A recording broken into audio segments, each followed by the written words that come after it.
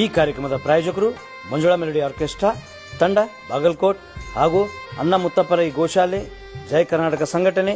ವಿಶೇಷವಾದಂಥದ್ದು ಅದರ ಜೊತೆಗೆ open heart Kannada ದಿನಪತ್ರಿಕೆ ಬಾಗಲಕೋಟ್ ಈ ಕಾರ್ಯಕ್ರಮದ ಪ್ರಾಯೋಜಕರು. ಈಗ ಏನು ನಕಲಿ ಮತದಾರರನ್ನ ಸೃಷ್ಟಿ ಮಾಡಿ ಕಾಲೇಜ್ ವಿದ್ಯಾರ್ಥಿಗಳನ್ನು ಬಳಕೆ ಮಾಡಿಕೊಂಡು ಚುನಾವಣೆಗೆ, ಇದು ಹೊಸದಲ್ಲ. ಬಿಜೆಪಿಯವರು ಮಾಡ್ತಾ ಇರೋದು ಪ್ರತಿ ಚುನಾವಣೆಯಲ್ಲಿ ಇಲ್ಲಿ ಓದಕ್ ಬಂದಂತ ವಿದ್ಯಾರ್ಥಿಗಳನ್ನ ದುರ್ಬಳಕೆ ಮಾಡಿಕೊಂಡು ಚುನಾವಣೆಯಲ್ಲಿ ಅವ್ರನ್ನ ಬಳಸ್ಕೊಂಡು ಮತ ಪಡೆಯುವಂತದ್ದು ಬಿಜೆಪಿ ಹಳೆ ಚಾಳಿ. ಅದೇ ಪ್ರಕಾರ ಅನೇಕ ಜನ ವಿದ್ಯಾರ್ಥಿಗಳು ಇಲ್ಲೇನು ಓದ್ಲಿಕ್ಕೆ ಬಂದಿರತಕ್ಕಂಥ ವಿದ್ಯಾರ್ಥಿಗಳಿದ್ದಾರೆ. ಅವರು ನಮ್ಮ NSUI ಜಿಲ್ಲಾ ಘಟಕಕ್ಕೆ ಅವರು ತಮ್ಮ ಅಳಲನ್ನು ತೋಳ್ಕೊಂಡಾಗ ಅದನ್ನ ನೋಡಬೇಕು. ಯಾಕಂತಂದ್ರೆ ಈ ರೀತಿ ಪ್ರಜಾಪ್ರಭುತ್ವ ವ್ಯವಸ್ಥೆಯಲ್ಲಿ ದಬ್ಬಾಳಿಕೆಯಿಂದ ಅಥವಾ ಬಲ ಪ್ರಯೋಗದಿಂದ ಮತ ಪಡಿತಕ್ಕಂಥದ್ದು ಅದು ಕಾನೂನು ಬಾಹಿರವಾಗಿರ್ತಕ್ಕಂಥ ಚಟುವಟಿಕೆ. ಅದನ್ನ ತಡಿಬೇಕು ಅಂತ ಹೇಳಿ NSUIನ ಕಾರ್ಯಕರ್ತರು ಅಲ್ಲಿ ಹೋಗಿ ಆ ಕರಪತ್ರವನ್ನ ಅದರಲ್ಲಿ ಒಂದು 3-4 ಪಾಯಿಂಟ್ಗಳನ್ನು ಮಾಡಿದ್ದಾರೆ. ಅವರು ಕರಪತ್ರದಲ್ಲಿ ಈ ರೀತಿ ನಿಮ್ಮನ್ನ ಯಾರಾದರೂ ಪ್ರೆಷರೈಸ್ ಮಾಡ್ತಿದ್ರ ನಮಗೆ ತಿಳಿಸ್ರಿ ಅದಂತ ಹೇಳಿ ಜಿಲ್ಲಾಧ್ಯಕ್ಷರು ತಮ್ಮ ಕೆಳಗಡೆ ಫೋನ್ ನಂಬರ್ ಕೊಟ್ಟಿದ್ದಾರೆ. NSUI ಜಿಲ್ಲಾಧ್ಯಕ್ಷರು ಅದನ್ನ ಮಾಡಕ್ ಹೋದಂತ ಸಂದರ್ಭದಲ್ಲಿ ಕೇಸರಿ ಶಾಲ್ ಹಾಕೊಂಡು ನೀವು ಕ್ಯಾಂಪಸ್ ಒಳಗೆ ಯಾಕೆ ಬಂದ್ರಿ? ಕ್ಯಾಂಪಸ್ ಏನು ಬಸವೇಶ್ವರ ವಿದ್ಯಾವರ್ಧಕ ಸಂಘದ ಕ್ಯಾಂಪಸ್ ಅದು ಬಿಜೆಪಿ ಖಾಸಗಿ ಆಸ್ತಿ ಅಲ್ಲ, ಅದು ಸಾರ್ವಜನಿಕರ ಆಸ್ತಿ. ಅದು ಅಲ್ಲಿ ವಿದ್ಯಾರ್ಥಿಗಳನ್ನ ಭೇಟಿ ಮಾಡಲಿಕ್ಕೆ ಯಾರು ಬರಬಾರದು ಅಂತಂದ್ರೆ ಇದೇನು ಸರ್ವಾಧಿಕಾರಿಗಳ ಒಂದು ಏನು ಆಡಳಿತ ನಡೆದಿದೆಯಾ? ಇಲ್ಲಿ ವಿದ್ಯಾರ್ಥಿಗಳು ಹೋದಾಗ ಮತ್ತೆ ಅವ್ರು ಹೇಳ್ಬೋದು, ಯಾಕಂದ್ರೆ ಫ್ರೀ ಅಂಡ್ ಫೇರ್ ಎಲೆಕ್ಷನ್ ನಡಿಬೇಕಾಗಿರ್ತಕ್ಕಂಥದ್ದು ಪ್ರಜಾಪ್ರಭುತ್ವ ವ್ಯವಸ್ಥೆಯ ತಳಹದಿ. ಅದು ಯಾರೇ ಆಗಲಿ ಅವರು ಒಂದ್ ವೇಳೆ ಅವ್ರ ವಿದ್ಯಾರ್ಥಿಗಳು ಅವರಿಗೆ ಮತ ಕೊಡ್ತಿದ್ರೆ ಯಾರ್ದು ಪ್ರಾಬ್ಲಮ್ ಇಲ್ಲ. ಆದ್ರೆ ಬಲ ಪ್ರಯೋಗ ಮಾಡಿ ವಿದ್ಯಾರ್ಥಿಗಳಿಗೆ ಮಾರ್ಕ್ಸ್ ಕೊಡೋದಿಲ್ಲ, ವಿದ್ಯಾರ್ಥಿಗಳಿಗೆ ನಾವು ಎಕ್ಸಾಮ್ ಅಲ್ಲಿ ನಾವು ಇದು ಮಾಡ್ತೀವಿ ಅಂತ ಹೇಳಿ ಆರೋಪಗಳು ಬಂದಾಗ ಅದು ಕೇಳಬೇಕಾಗಿರ್ತಕ್ಕಂಥದ್ದು ವಿದ್ಯಾರ್ಥಿ ಸಂಘಟನೆಯ ಜವಾಬ್ದಾರಿ, ಅದು ಅಧ್ಯಕ್ಷರ ಜವಾಬ್ದಾರಿ. ಅದನ್ನ ತಿಳ್ಕೊಳ್ಳಿಕ್ಕೆ ಅವ್ರು ಒಳಗಡೆ ಹೋದಂತದ್ದು. ಮತ್ತೆ ಕೇಸರಿ ಶಾಲೆ ಏನಿದೆ ಬಿಜೆಪಿಗೆ ಯಾರು ಖರೀದಿ ಕೊಟ್ಟಿಲ್ಲ. ಯಾರು ಬೇಕಾದ್ರೂ ಕೇಸರಿ ಶಾಲ್ ಹಾಕಬಹುದು.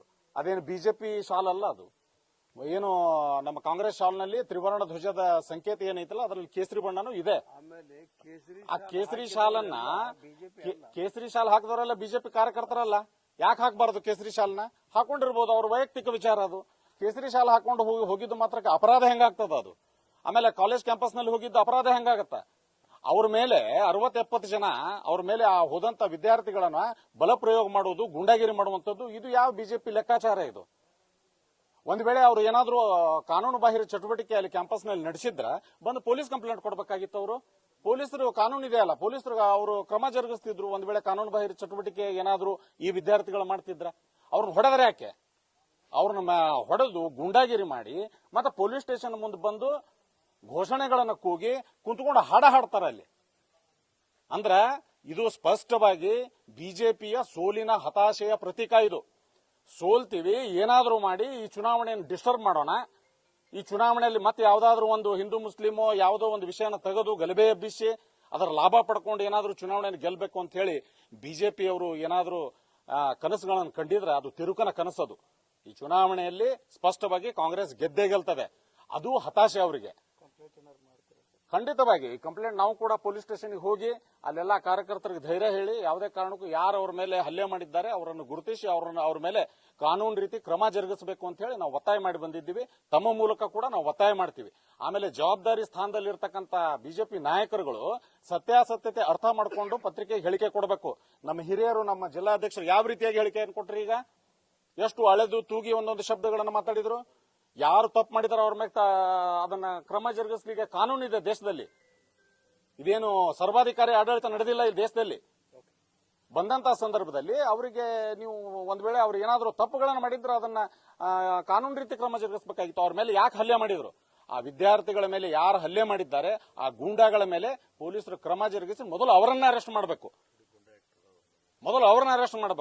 ಅದರಲ್ಲಿ ಹೊಡೆಸ್ಕೊಂಡಂತ ವಿದ್ಯಾರ್ಥಿಗಳನ್ನು ತಗೊಂಡು ಬಂದು ಪೊಲೀಸ್ ಸ್ಟೇಷನ್ ಅಲ್ಲಿ ಕೂರಿಸ್ಕೊಂಡು ಮತ್ತೆ ಬಂದು ಪೊಲೀಸ್ ಸ್ಟೇಷನ್ ಮುಂದೆ ಒಬ್ಬ MLC, ಮಾಜಿ MLC, ಒಬ್ರು ರಾಜ್ಯಸಭಾ ಸದಸ್ಯರು ಹೇಳಿಕೆ ಕೊಡ್ತಾರಂತ ಹೇಳಿದ್ರೆ ಇವ್ರದ್ದು ಹಿಂದಿನ ಉದ್ದೇಶ ಏನು? ಇವ್ರದ್ದು ಮೊನ್ನೆ ಕೂಡ ಏನು ಪಂಕಾ ಮಸೀದಿ ಮುಂದೆ ಘಟನೆ ನಡೀತು, ಅಲ್ಲಿಯೂ ಕೂಡ 144 ಜಾರಿ ಇದ್ದಾಗ ಮಾಜಿ ಶಾಸಕರು ಜನರನ್ನು ಕಟ್ಕೊಂಡು ಹೋಗಿ ಅಲ್ಲಿ ಆ ರೀತಿಯಾಗಿರ್ತಕ್ಕಂಥ ಒಂದು ದುಂಡಾವರ್ತನೆ ಮಾಡಿದ್ರು.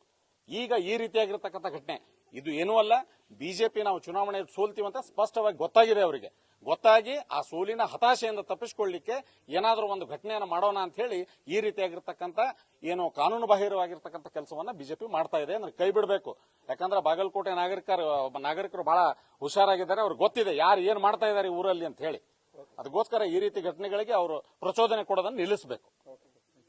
ಕಾರ್ಯಕ್ರಮದ ಪ್ರಾಯೋಜಕರು ಮಂಜುಳಾ ಮೆಲೋಡಿಸ್ ಆರ್ಕೆಸ್ಟ್ರಾ ತಂಡ ಬಾಗಲಕೋಟೆ ಹಾಗೂ ಸರ್ವಶ್ರೇಷ್ಠ ಕ್ರಿಯೇಷನ್ ಸಾಂಸ್ಕೃತಿಕ ಸಂಸ್ಥೆ ಅಣ್ಣ ಮುತ್ತಪ್ಪರೈ ಗೋಶಾಲೆ ಹಾಗೂ ಜಯ ಕರ್ನಾಟಕ ಸಂಘಟನೆ ಬಾಗಲಕೋಟೆ, ಓಪನ್ ಹಾರ್ಟ್ ಕನ್ನಡ ದಿನಪತ್ರಿಕೆ ಬಾಗಲಕೋಟೆ.